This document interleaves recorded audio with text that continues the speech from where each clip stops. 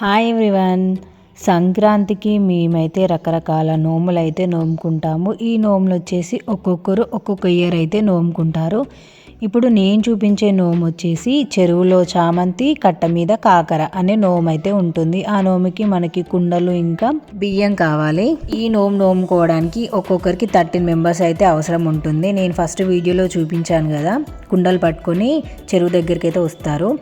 ఇప్పుడు ఇక్కడ చెర్ల చామంతి అన్నాను కదా, సో చామంతి చెట్టును పెట్టి ఈ చామంతి చెట్టుకి పూజ అయితే చేస్తాము.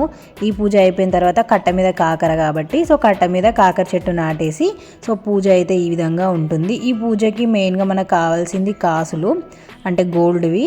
సో వీటిని ఆ చెట్టుకు కట్టేసి అలా పూజ చేసిన తర్వాత ఆ కాసులు అయితే మళ్ళీ మనం మంగళసూత్రానికి అయితే కూర్చుకుంటాము. సో ఈ విధంగా అయితే వచ్చిన 13 మెంబర్స్కి ఈ కుండల్ని పంచుతాము. ఇలా నోమైతే నోముకుంటారు. ఈ వీడియో మీకు నచ్చిందా? Thank you, bye.